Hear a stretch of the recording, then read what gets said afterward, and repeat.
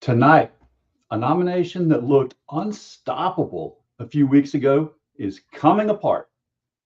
And the reason it's coming apart is not really about taxes or audits or fine print in a settlement.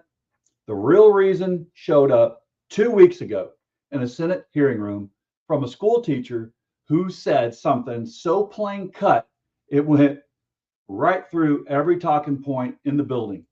The man who wants to be Attorney General spent 9 hours meeting with Ghislaine Maxwell. He didn't spend 9 minutes meeting with survivors. Tonight, how that sentence and a lot more like it finally caught up to Todd Blanche's nomination this week in real time. Y'all, you know what time it is. Let's go.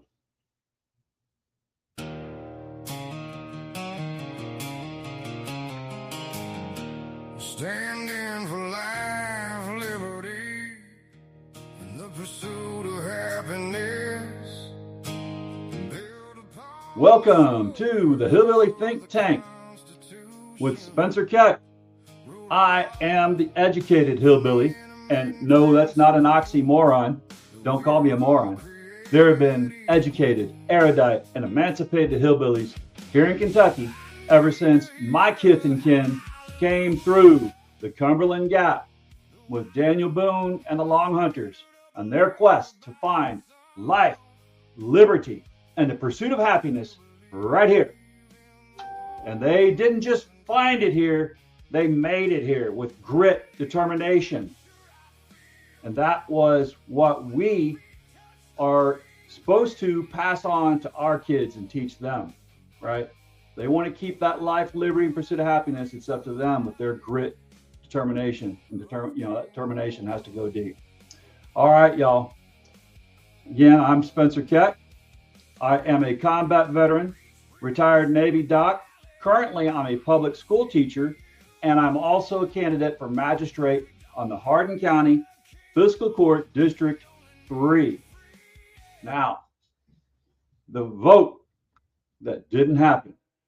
Let's start with what actually broke this week. Wednesday night, the Senate Judiciary Committee was supposed to vote on advancing Todd Blanche's nomination to the full Senate. It's supposed to go from committee to Senate. It didn't happen. 2 Republicans, Senator John Cornyn of Texas and Senator Tom Tillis of North Carolina, both retiring at the end of this term, refused to let it move.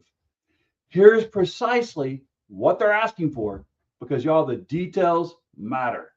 The scrapped $1.776 billion anti-weaponization fund from the president's IRS settlement is already dead. Everyone agrees on that. What Cornyn wants is that abandonment in writing. And he wants the audit-immunity language in that settlement narrowed so it protects the president only from past audits, not any tax return he files from here forward, or his kids, as was demanded earlier.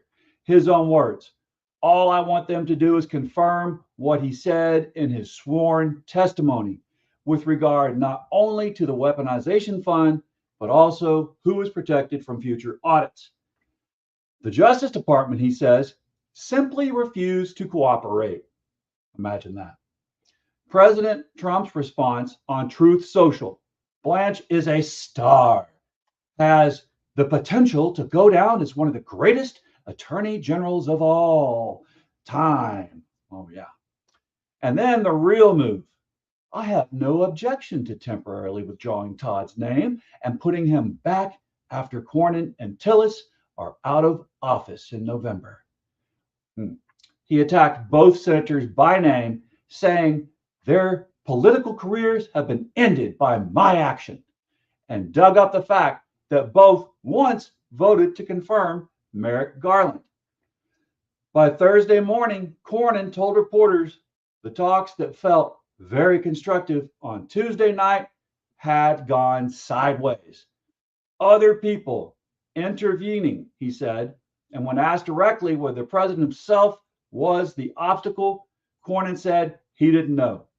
Confirmation before the August recess, he said, is looking doubtful. Y'all, so looking doubtful. Very good. We need it to look more than doubtful, and it's definitely headed straight in that direction. Getting to the core points, we went in with quite a few points that we needed answers to. We needed answers to why Ghislaine Maxwell was moved. We needed answers to why investigative leads haven't been followed or even brought, Comer's office just made 2 referrals. Why aren't we following those referrals that came from your own party? So why aren't they following those own referrals that our Comer brought them to them? Why aren't they acting on them? Why aren't they acting on the leads? We've, been asking this forever, but I guess the war is far more important to the powers that be than what these women went through when they were minors. And basically, we walked away with absolutely no answers, and it felt like a very no-win situation. They can speak to some of that as well. What do you mean, when you say he was condescending, can you give us an example? Yeah, he actually said the words "get to the point" to us. We're survivors who have been waiting to meet with him for 9 months, 8 months. We've been asking for meetings, and he very much said, "Can you get to the point already? Like, what are you getting at, right?" So to treat us with that sort of, there was no integrity, there was no understanding that he's dealing with the largest sex trafficking ring that we've seen in the U.S. ever. And not just the U.S., the whole world. So telling these victims, all the ones that they're representing, get to the point in only 9 minutes, when they've been waiting for 9 months, you want to only give them 9 minutes, which proves he's only there thinking that if he just gets this over with, goes through the motions, not even half-heartedly, less than that, then he'll be able to get the nomination. He thinks he'll have it in the bag if he just did this. Instead, it was like, you have an Epstein problem, right? How did he describe not having any other prosecutions in this case? How did he? Yeah, come on in here, guys. Yeah, he hasn't read any files. I mean, we were very specific in pointing out investigative leads. We actually brought files in the office with him that had names of perpetrators, and when we presented them to him, he said he can't use that, and that he hadn't read the files himself. And when Sky gave him a specific example relating to Virginia, who, we had said, well, what is it going to take to open an investigation? What do you need? And he said, well, I need evidence, I need testimony, I need corroboration. And so they have it all right there. America, come on. How much more of this will we tolerate in the name of justice? The Department of the Justice? No, now it's becoming the Department of Injustice. This is not right. If this were my underage daughter, or my daughter, period, oh my Lord. And Sky had said, okay, well, let's use Virginia as an example.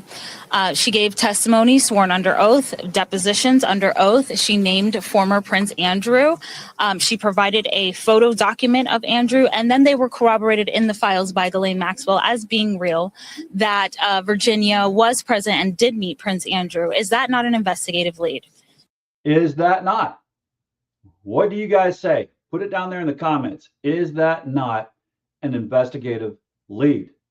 What on earth, America, are we going to put these women through anymore? How are we going to tolerate this over and over and over? Got copycats here saying, thanks for covering the Epstein stuff. It's important we keep this in the public eye. It absolutely is. I don't want my child to go through anything like this. I don't want any of my students to go through anything like this. This is an atrocity against humanity.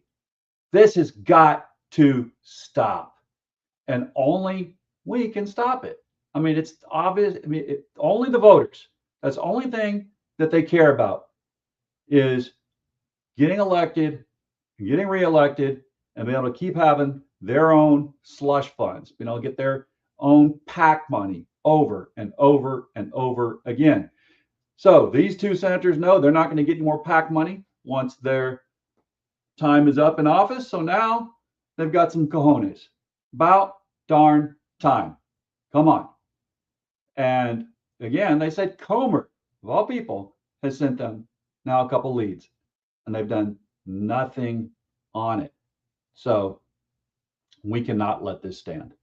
The elections in November must be a referendum on this and a referendum on so many more things. But this is the big one that we can all agree on. Our kids should not be treated this way.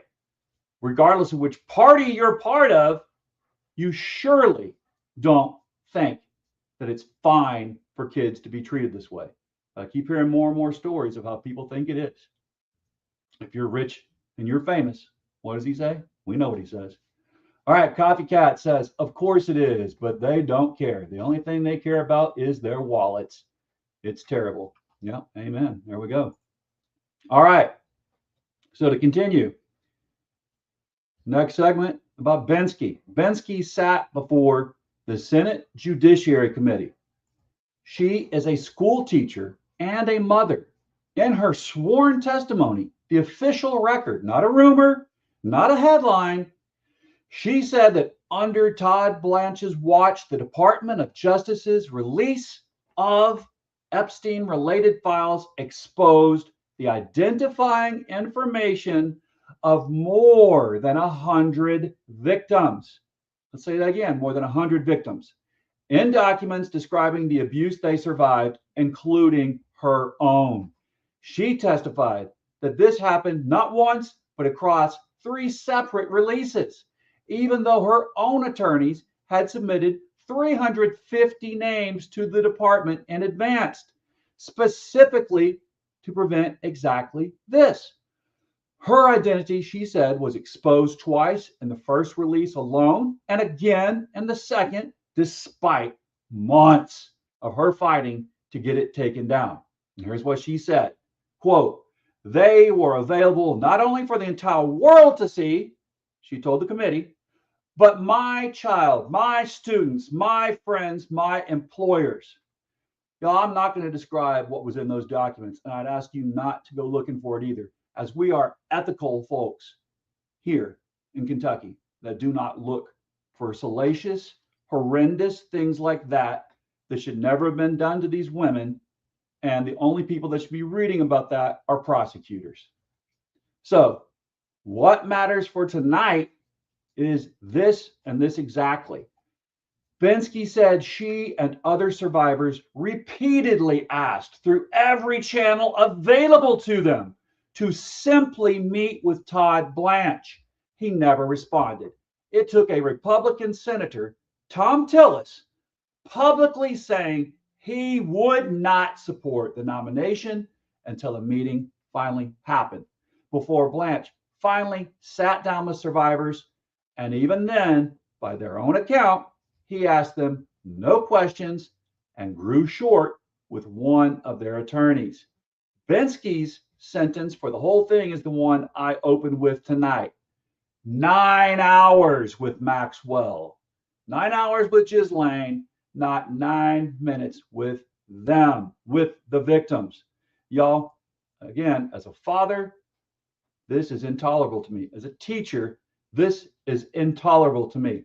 As a veteran, absolutely intolerable. I thought I was fighting against all enemies, not just the foreign ones, but the domestic ones. And these guys that did this to them, they are domestic enemies of the Constitution. So that should get us up in more than a dander. All right, Coffee Cats, before I go on, Coffee Cats is saying, again, thanks for covering this stuff. Important we keep it on public eye, right? Oh, no, I'm just going back repeating stuff. All right. So, right, as a veteran, come on. And as a dad, what it means, I'm running for public servant. And my priorities, they're going to show that plainly. And in that comparison that I'm making and that I'm showing you between the survivor and these perpetrators, we have to have complete transparency, and we've got to have action now. It is far too long. We were promised that on day one of this presidency, those perpetrators would be revealed and prosecuted. And they just said themselves, they took a list of names of perpetrators there with them. Thomas Massey, you promised us that if they did not release all the files, and they still haven't, and if they didn't redact these perpetrators, that you were going to read them on the floor of the House. You have not done that. Come on, Massey.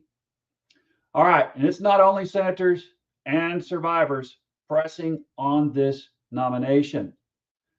The courts are too. On the very day that we're recording this, all right, so back on July 25th, U.S. District Judge Emmett Sullivan ordered Blanche to hand over a batch of Epstein-related documents, completely unredacted, for the judge's own private review in his chambers.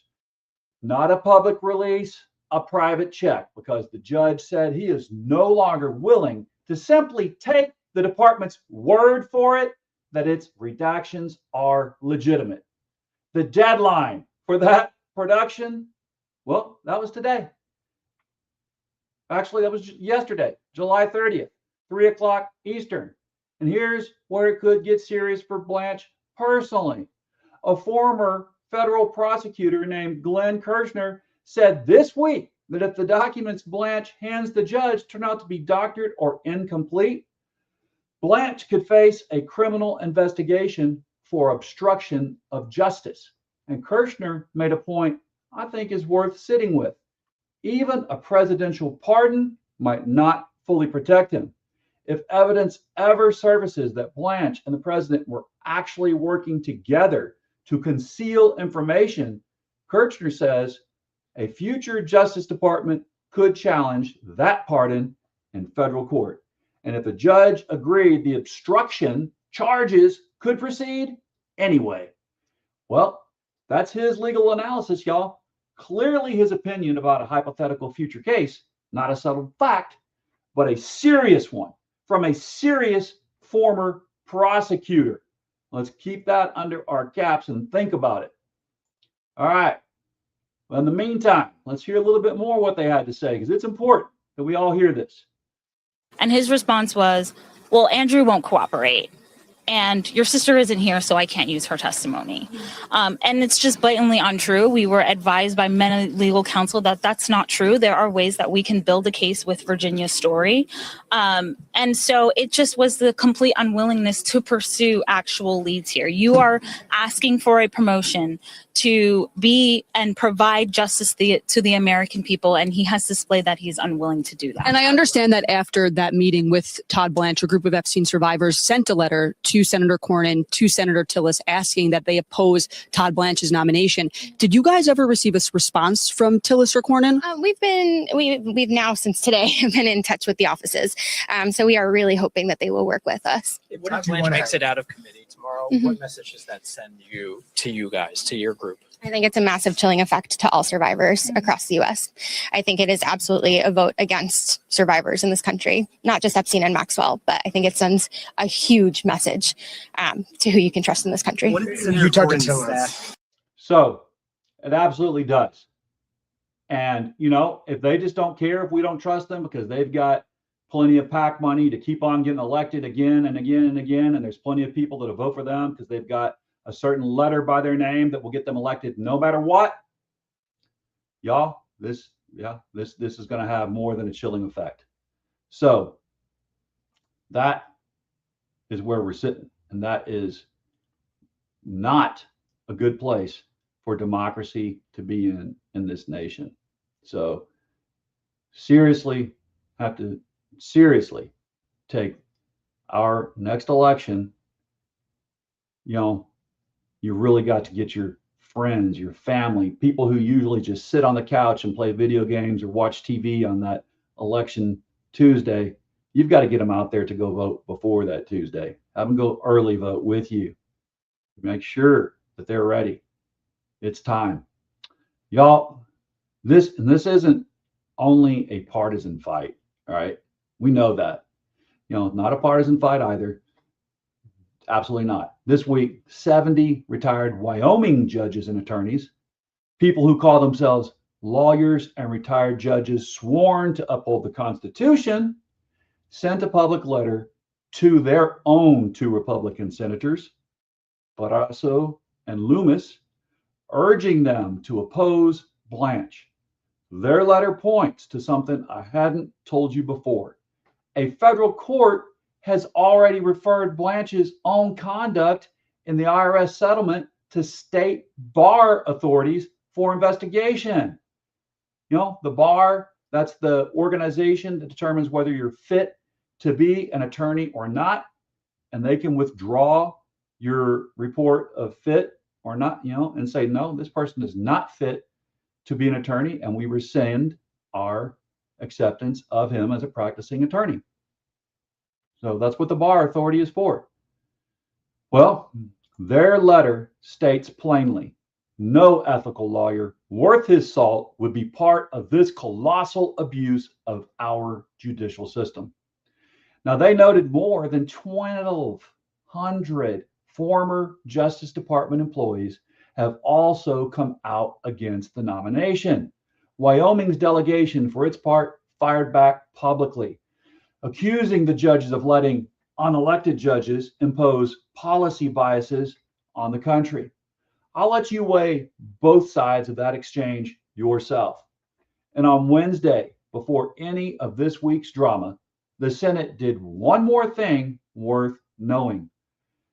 Senator Jackie Rosen brought a resolution to the floor opposing any pardon or clemency ever for Ghislaine Maxwell, and it passed by unanimous consent.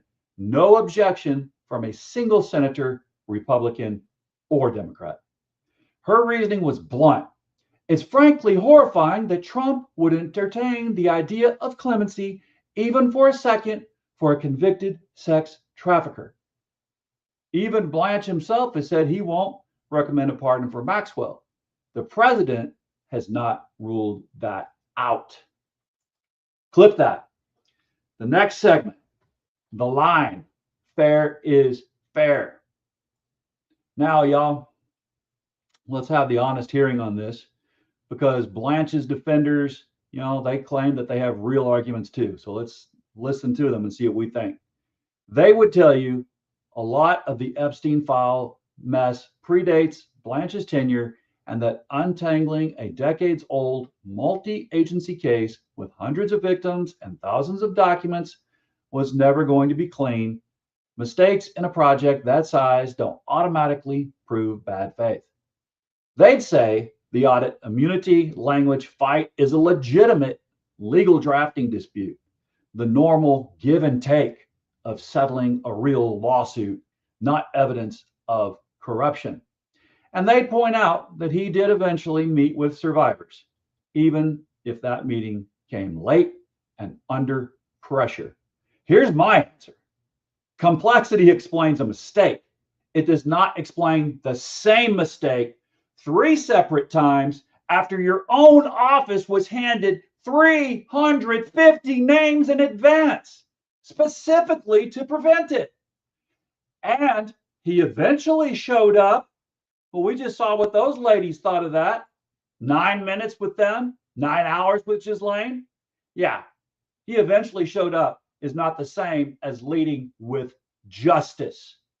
You're not leading with justice for all when you treat them the way he treated those women that we already showed you what they said. It's the very definition of 9 hours versus 9 minutes.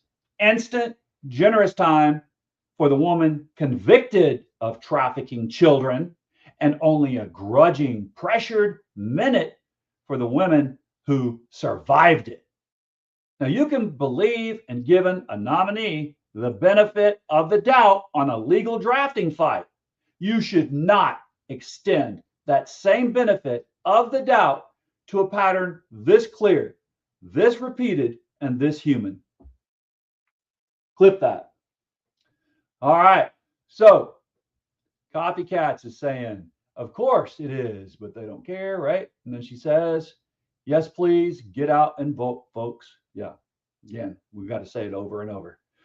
All right. One more thing, before we go. All right.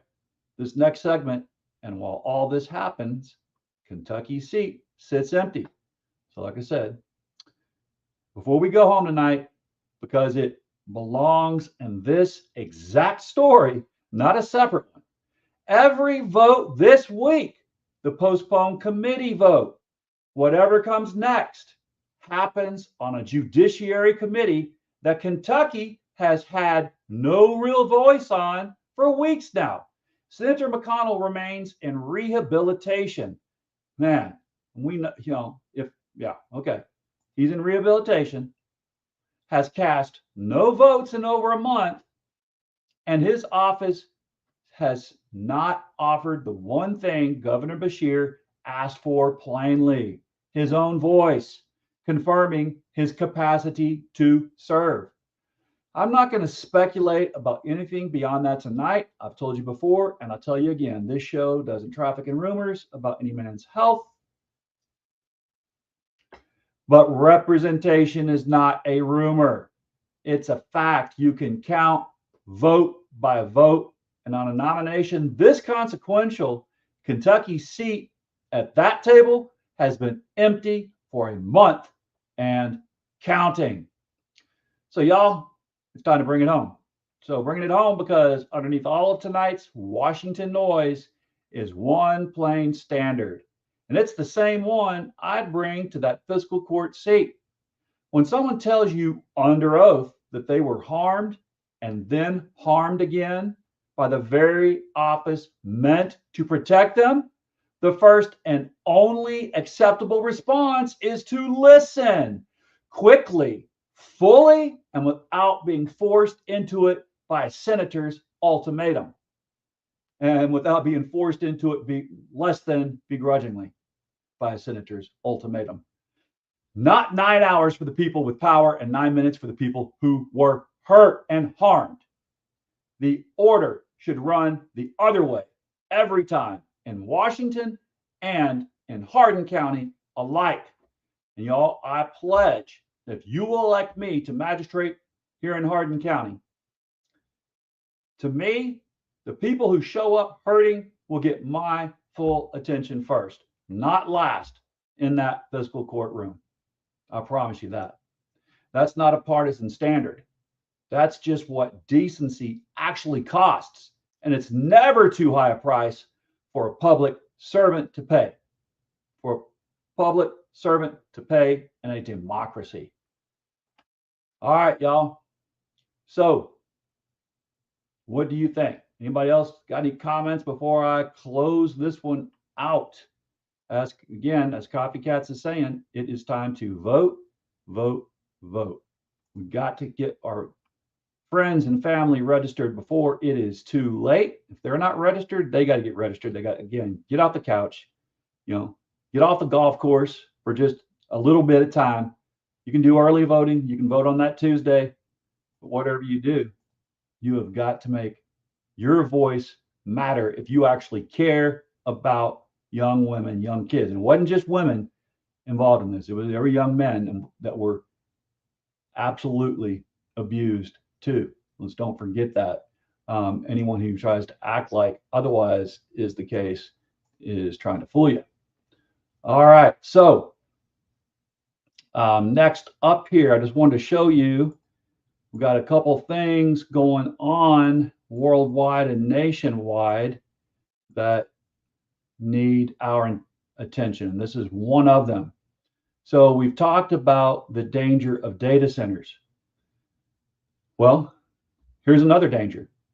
Hackers are now targeting U.S. water systems, 30 plus Minnesota water systems targeted in 48 hours, and other states are saying the same thing's happening to their grid, right? We messed with Iranian power. We're blowing up their infrastructure. They're messing with ours. We know that it is them. So another reason that you don't go messing with people's infrastructure. They're going to try, they're doing tit for tat. And that is not something we can have happen here in America. We have too many people that absolutely must have their electricity stay on, their water stay on. Now, another thing, if you didn't see it, I'm going to talk about this later, but just today, the governor of Kentucky announced that he had not been informed or briefed on the data center, the mega data center that's going up in Paducah. Andy Barr, Representative Andy Barr, who's running for Senate, Andy Barr, was out there with a person from the Department of Energy, didn't invite the governor, didn't tell the governor. They went out there to announce this mega data center being built in Paducah at the site of the nuclear plant that have been out there for a bit. So they're going to take that nuclear plant over. Yep. Make electricity for their data plant. And yeah, so Paducah, is that what you're down for? Because if the governor wasn't told about it, pretty sure Paducah wasn't until that announcement was made by the Department of Energy and Andy Barr today. So again, folks, it's time to vote. It's time to reconsider. If you're just doing a reflexive vote for a letter someone has by their name, and yet they don't give a crap about your water purity. They don't care about dropping your water table. They don't care about poisoning your water, poisoning your soil. You know, I like to hunt and fish in Kentucky way too much for the animals that I harvest to be poisoned. And that's what happens. They don't just poison farm animals. They're poisoning the wildlife that I harvest when I go hunting and fishing. I like to be able to eat the fish that I catch. You know, that's just something that to me that is Kentucky, it's hillbilly. And if I can't have that part of my culture, that's what it means to me to be Kentucky, to be hillbilly. It doesn't mean just bourbon and horses, even though I love those.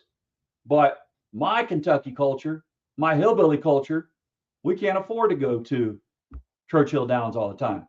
But we can't afford to take our kids fishing. And I can't afford for my grandkids to enjoy eating their own fish that they catch. And that's, you know, they're big city kids. That's strange to them to be able to eat something that they've gotten and harvested themselves. These are picky eaters, but you would be amazed how these picky city eaters love their fish that they caught and that we cleaned. They watch me clean and fry and cook for them. I don't want that heritage, because that's heritage. That's my Kentucky heritage. I don't want that poisoned by data centers. I think plenty of folks here feel the exact same. Well, the only way that we're going to put a stop to it is if you're at every town hall meeting concerning this, if you're at every zoning and planning commission meeting concerning this, and if you're at every fiscal court meeting where they start talking about what to do with data centers. And I talked today at length with a woman who was at those hearings down in Cave City, our neighbors. And, you know, y'all, we talked at length, and she's going to be on the show here. We're trying to get one more person down there who's in Park City, who's also protesting this. We share the same aquifers.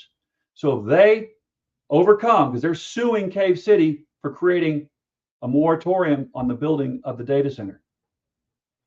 If they succeed in forcing Cave City to build a data center. It's going to ruin our national park at Mammoth Caves. It's going to ruin an economy there in Cave City, because we all know this part of Kentucky is full of sinkholes. We saw what happened when the Corvette plant, not plant, but the Corvette museum collapsed into an enormous sinkhole. I mean, surely y'all haven't forgotten that. You put a heavy data center on top of this limestone, you start sucking the water out of our aquifers. Once that water is sucked out, you've got a hole that has nothing holding it up. Take that to the bank. Don't forget it. Don't say I didn't tell you so. If you don't go down there and protest that, if you don't get off the video games again and go down there and fill up those hearings, make sure that it's not in the dark that these elected officials make these decisions with their backroom deals. Y'all, you've been a great one. Hopefully we have all edified each other here. And, again, I hope you please take seriously this vote thing. Here on this channel, if you would, please like and subscribe. Share this with your friends, especially anybody here in this part of Kentucky that can vote for me. And exactly. Copycat said, I didn't know they were endangering Mammoth Cave. This will endanger Mammoth Caves. And if you've ever been over here, Copycats, Cave City, you got Onyx Cave, which is a private one. It's amazing. Endanger that. This whole system. I mean, it's enormous. It's the largest cave network, cave system in the world. And all the water that goes in one makes it to another. It's all shared underground. So yeah, that's where we stand, and we've got to stand up against this. All right, y'all. This has been the Hillbilly Think Tank, and I really appreciate you tuning in again. I want you to remember, I'm the Educated Hillbilly. I'm running for office. Unofficial looking. Bring your hardest questions. Whether I earn your vote for magistrate or not, together we'll get an answer. I'll see you there. If you think of this, remember that in Kentucky, united we stand. Divided we fall is not just words on our flag. That is the glue that holds us together. That's the only glue that can hold us together. So, if we love our neighbors as ourselves and recognize that, yes, we are our brother's keeper and our sister's keeper, then we cannot be divided and we will not fall. Remember, everyone deployed overseas tonight, guys, they're in harm's way. I mean, that's the absolute truth. 18 is the last body count that I saw. Well, bless your corazón. That is Spanish for heart. And this has been paid for by Spencer Keck. Learn more at Spencer Keck, that's K-E-C-K, SpencerKeckMagistrate.com.